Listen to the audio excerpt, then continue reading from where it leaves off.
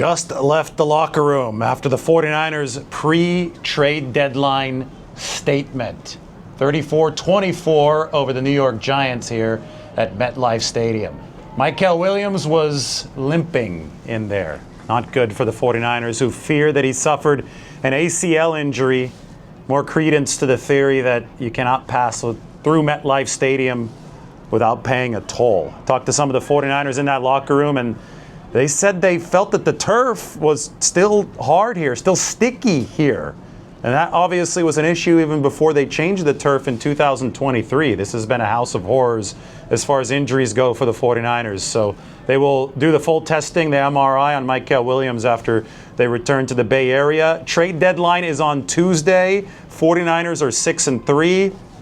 I talked to multiple prominent players in that locker room again, and yes, they did take note of the fact that the Cincinnati Bengals are open to trading Trey Hendrickson. That from Jay Glazer this morning. The Bengals lost to the Bears as we predicted. 49ers are going to be aggressive on that trade market. They have to be now that Mykel Williams is likely lost, at least for some time. I think that the loss of Yetur Gross-Matos before this game also tough for the 49ers. They need more plus defensive linemen, plus pass rushers, even though they did fight hard and do well today. Clelin Ferrell, this was awesome. When he sacked the Jackson Dart, Clelin Ferrell told me that the first thing he told Jackson Dart was, the first thing I said was, cold tub, enjoy it, please. So he gets the blindside Jackson Dart and then tell him, hey, you better head to the cold tub after this game because I know that one hurt. Giants defense did not do anything good in this game. On the other side, 49ers put up over 30 points for the first time this season. I think I should go down right now to see if Kayvon Thibodeau is getting on the 49ers team bus to head to the airport. That's bad, man. That's real bad. We got to do a better job as players, coaches, support. Everybody got to do a better job. It's unacceptable. Kayvon not happy. The 49ers were able to do what Philadelphia did against the New York Giants last week, just killed them with perimeter runs early, and then the 49ers gashed them up the middle late.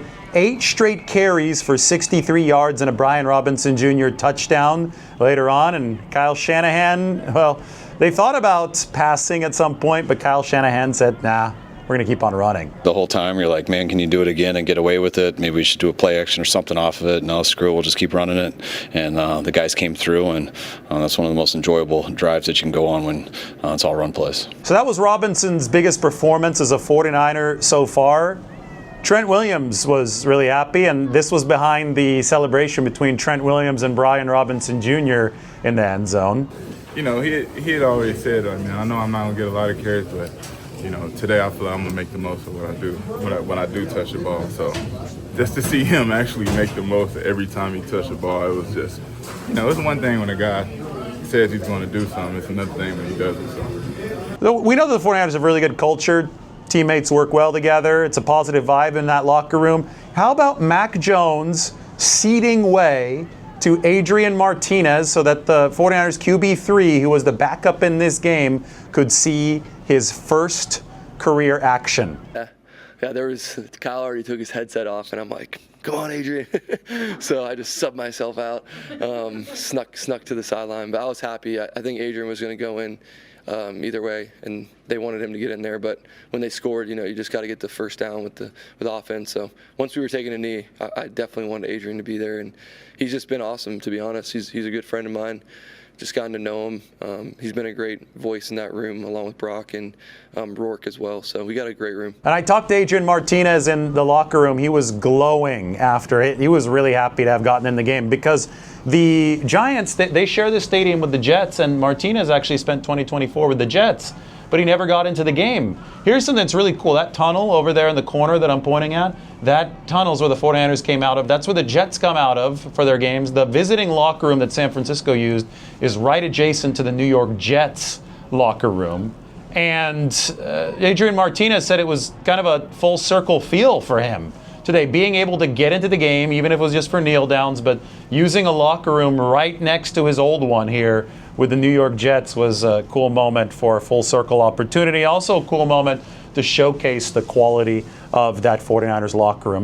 They've got quality players, quality guys, Christian McCaffrey comes to mind today. Christian was 5 carries, 67 yards, 5 catches, 67 yards, including that long of 39 on the swing pass that happened right here down the near sideline. But Christian also was over 100 yards for the second time in 3 games. They obviously didn't do it last week against the number 1 defense in football, but they did it today against the worst run defense in football. 28 carries, 106 yards. Now, in one play, Mac Jones had to get rid of the football because he was getting absolutely harassed. Christian McCaffrey wasn't close to catching it. What was really neat is that Christian raised both arms, like faking that he had a chance to catch it. Just a really good strategy to ensure that the intentional grounding flag would not be thrown. I mean, Christian McCaffrey executes every single detail. And because of that, the 49ers are in position to have an elite offense once Brock Purdy returns. I think it's going to happen next week. I think we're getting more and more clues that it's going to happen next week, including this from Kyle Shanahan. We're trying to ease Brock out there in the practice stuff, but I mean, anytime you're dealing with this turf toe, it's something that probably won't fully go away all year. Regardless of when he comes back, he's going to always have to deal with it a little bit. And especially the people you talk to have gone through turf toe. So it's really about just assessing when's the best time to come back that you have to deal with it the least. And it's a little bit of a tricky decision. Obviously, this is something that Purdy is going to have to deal with throughout the whole year. That's just how turf toe works. But the 49ers are very clearly being calculated with when they want to bring Purdy back. They were not going to do it on this artificial turf of MetLife Stadium. But next week, natural grass against the Rams. Probably Brock Purdy. I mean, it's going to depend on how practice goes and all this and all that this week, but I think that we can read between the lines. We'll see on Ricky Pearsall, and we know what the 49ers' goal is and what their formula is. George Kittle explained it well. What could we be? I think we have a very good offense with the potential to be a great offense. We have guys that, we have a veteran offense. We have guys that have played a lot of snaps together, guys who have won a lot of games together, guys who have gone through, bad games together. And so I think as an offense, we're very connected. And our offense needs to score a lot of points week in and week out. That's just what it is, because we have a young defense with, our 2 best players are out. Injuries galore kind of on the defensive side. And luckily our offense has been able to continue to score points. And, when we're scoring points like today, I think we're going to have a lot of success. And then when we have 12 plays in the first half, like last week, it's going to be a really tough season. So I think there's, I don't want to say pressure. I just think there's a ton of opportunity in the offense to go out there and just score a bunch of points and have a bunch of guys involved with it. So, that and, Eddie P, what an absolute G. When you hear Kittle talk, I mean, last week he put an immense amount of pressure on the offense. They didn't perform against the number 1 defense, but now he's putting even more pressure on the offense, saying they've got to go score 30-plus in all essence. But it's true. As things stand right now, the 49ers are an offense and special teams-driven team. The defense really struggles, but they did get a little bit of a pass rush today. And I thought that was key. That made this different than last week. Here's Kyle Shanahan on San Francisco's pass rush. It seemed like they did real well. I mean, I know that big play that I saw, the one that Klee made, looked like that ball was, I don't know if it came out, but it was about to come out. But I mean, I thought our pass rush was great. Chasing around Jackson all day is such a big challenge. The guy's going to be a hell of a player. But I thought we swarmed him very well, and can't say enough good things about the D-line. So they had Clelin Ferrell, and they also had Keon White. And Sam Okawanu in the locker room told me that Keon White's a dog, and he feels that he helped energize the whole room. I can't wait to watch all the tape of Keon, but for him to, he's probably stuck on Eastern time, right? He was on the East Coast, flew to San Francisco on Wednesday, and was right back out here on Friday. I thought that the very first pass rush that I saw from Keon White, he got tripped up, but it looked like he had a nice burst through a very tiny sliver. He can move, despite the fact that he's 285 pounds. That's why they have him rushing against those guards. I thought that he helped elevate the 49ers pass rush today, though, but the performance from Clelin Ferrell, the hustle sack play, that was really, really cool. And there was some special motivation for Clelin Ferrell. entering this game? Me personally, honestly, someone who was really, really close to me early on in my career, George Atkinson, passed away recently. So that was someone who football lost a legend. So I just had him in my mind the whole day. So I just wanted to, wear my heart on my sleeve out there and just play hard. So you look around the NFL, the Cincinnati Bengals are absolutely horrific. They lost today to the Bears. Listen to this. They missed 15 tackles for 133 additional yards against the Bears, including 35 additional yards on a game-winning touchdown, a 58-yarder for Colston Loveland. The Bengals entered Sunday with 94 missed tackles for 645 yards, both most in the NFL. No wonder they now want to trade Trey Hendrickson. That is a lost football team, an atrocious defense. 49ers want Hendrickson. We'll see if it's possible. There are other guys that are going to be available as well, and we do know from Jay Glazer before this game that the 49ers will be aggressive at the trade deadline, and it only makes sense for San Francisco to be, considering the fact that they're 6-3. They've found ways to win 2/3 of their games so far, despite the fact they've had so many injury issues. And now, the Mykel Williams injury, it's another gut punch, but it is an underscore of the fact that you need to bring in more reinforcements. So it's simple. That's where the 49ers are right now. George Kittle outlined it well. Potentially elite offense, defense trying to make up as much ground as it can after losing Nick Bosa and Fred Warner and now maybe Mykel Williams for the entire season. But when we talk about the 49ers and their offense in this game, we have to start with Mac Jones. For QB2, what this guy has done is special. He's played the vast majority of the 49ers games, and they're 6-3. He hadn't been the most efficient quarterback in the world. He's obviously not the most mobile in the world, but he has executed the system as well as you can ask a backup to execute it. Here's Kyle Shanahan, extremely, extremely complimentary of Mac Jones. Did a hell of a job. Extremely efficient what he was doing, going against a real tough pass rush. Probably only one negative play in the game, just a fumble there at the end of the second quarter. Hell of a play by, I think it was Brian Burns who did it. But Mac played really well, took care of the ball, got the ball to the right guys, and made a couple plays with his legs too. Today, Mac completed his first 14 passes.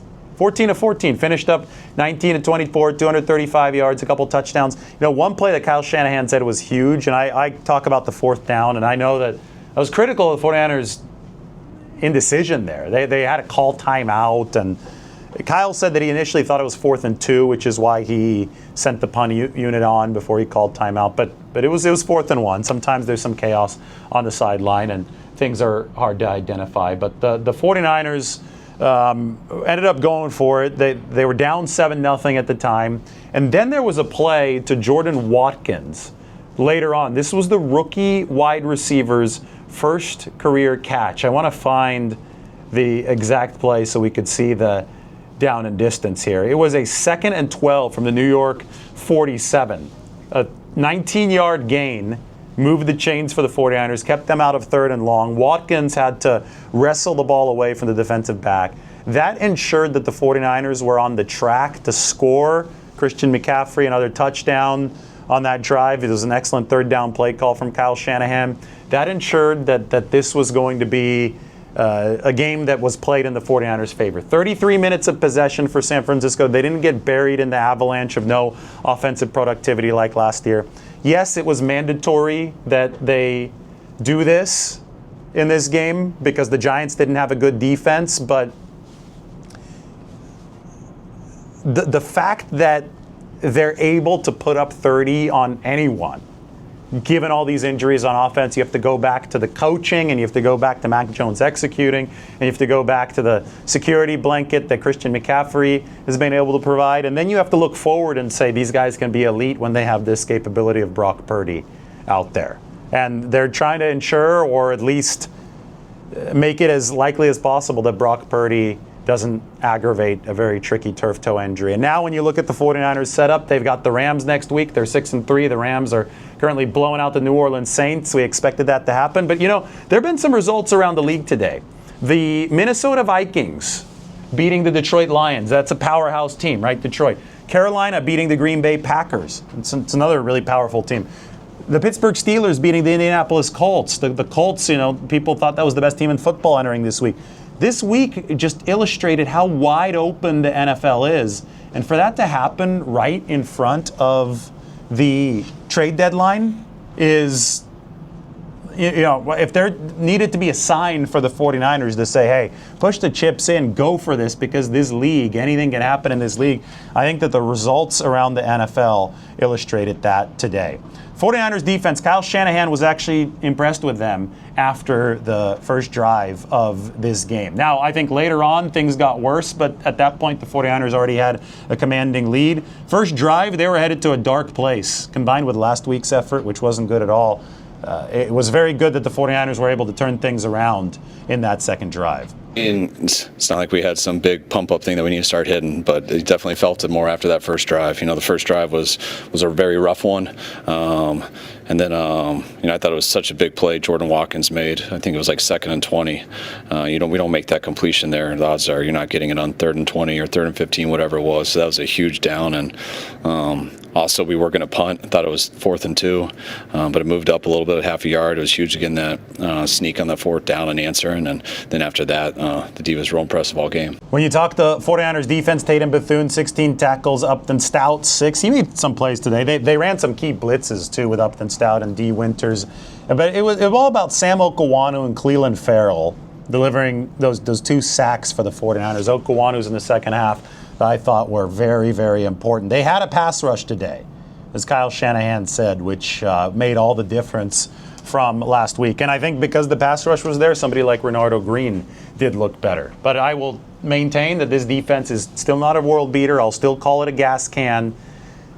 You hear the 49ers players like George Kittle talking about all the strain on the offense. They need to improve the defense. They have a chance to at the trade deadline. Trey Hendrickson, Jalen Phillips, we can go on and on. I've made several videos about that. I'll make several more before the trade deadline on Tuesday. But couldn't be better timing for the 49ers at 6-3 with a chance now to push some chips into the middle of this table. Also, Eddie De Niro, Eddie Money. Eddie Pinheiro is his actual name, but Eddie De Niro is what he's going to go by on this show while he keeps on kicking like this. San Francisco today enjoyed 2 more field goal makes for Eddie Pinheiro. That means that he is now 19 of 19 as a 49er. And, when you're playing with fairly tight margins, this was their biggest blowout of the season against a bad team. But when you're playing with fairly tight margins, that is a big deal. So, 49ers over the Giants 34-24, but they did have to pay the MetLife toll. We'll see just how big it is with Mykel Williams after the MRI. The toll, though, on the season right now, 49ers are 6-3. That is a credit to the organization, credit to their depth, a credit to the building. They are firm contenders in this 2025 season, and this week is about to be a whole heck of a lot of fun because the trade deadline is coming up, and so is a game against the 6-3 Rams. We'll see everybody later. So long for MetLife. You can guess where we're going to be doing our show from New York City tomorrow before we get out of town. But I've got a 49ers bar recommendation, a second 49ers bar on top of Affinities. We got a lot of good food, all of the above. Check out the San Francisco Standard, too. We'll see you soon. Come out here and play the way he did. So proud of him. After Brian Robinson got that touchdown, it seemed like he went over there and gave him a little bit more of a celebration. Yeah. Tell us a little bit why. Just because, he had already said, I know I'm not going to get a lot of carries, but, today I feel like I'm going to make the most of what I do when I do touch the ball. So just to see him actually make the most of every time he touched the ball, it was just, it's one thing when a guy says he's going to do something, it's another thing when he does it. So. I mean, he's a guy who hasn't done a ton of snaps, so Right. to make the most of it. Right. Yeah, no, like you said, Christian don't leave a lot of crumbs on the table. So, he understands his role, and, him just always being ready to go. Come in running with an attitude, just never give the defense a chance to relax. I don't know if Jen already asked you, but what did you think about the George Kittle jet sweep? They defended it pretty well. Kyle said it wasn't a great play call. Yeah, I'll let him say that. What did you think about the way Mac played today? He didn't have an incompletion in the first half. Yeah, I think when we give him time, he wills and deals the ball. He's a first-round talent for a reason. we're just really, really blessed to have him. When brought, losing your quarterback, your franchise quarterback, and your number 2 comes in and you don't miss a beat. That's super, super lucky to have him. What did you see from watching the defense while you're on the sidelines? Defense played well, played really well. That quarterback is, either walk and play ready to happen. He just, he makes so many plays outside the pocket and inside the pocket. Obviously it wasn't the easiest to contain him, but I think they did a great job. I think they, made the looks a little hazy when they had to, and they got us the ball back in a timely fashion. So I think the defense played extremely well. Another kind of interesting play was Juice taking that direct snap. What happened there? Oh yeah, I think they said it was a procedural. Everybody wasn't set for a full second, so. Juice in a rush. I like always. I know you're close with Mykel. For him to go down, seems like another injury. Just what were your thoughts on watching him walk off? Just praying for him, man, and just praying God touch him with a healing hand, and just praying we can get some news that's optimistic. Take us through the tying touchdown in the first quarter there after they went up 7-0. What it was like on that drive? It was our first drive of the game, and we just, I think everything just. We executed. We executed at a high level. We got yards in the run game. Mac was, spot on, like he was the whole first half. So, yeah. To put this jersey on. Me personally, honestly, someone who was really, really close to me early on in my career, George Atkinson, passed away recently. So that was someone who football lost a legend. So I just had him in my mind the whole day. So I just wanted to, wear my heart on my sleeve out there and just play hard. Ryan, take us through the sack. You didn't give up on the play and kept going. Yeah, that's all. That's really all that it was. Coach Chris talked about it all week. He likes to scramble up through the B gaps, and I had gotten way too high up the field. But effort usually can make up for certain mistakes. So that's all that it was. Coming around this year, a lot of injuries. The defense looks different than when you were here last. Yeah. How impressed have you been with some of the young guys that you're watching for the first time? It's new, but the biggest thing is when you have a young group and I'm someone that's new in there, the biggest thing is that, they want to see it first. So for me, even in our night meetings before the game, I just try to reiterate, hey guys, I'm going to try to get to the ball every single play. So before you can really direct somebody, they need to see you go about the business first. So that's all I'm trying to do. It's still early, and we're just trying to get ready for next week.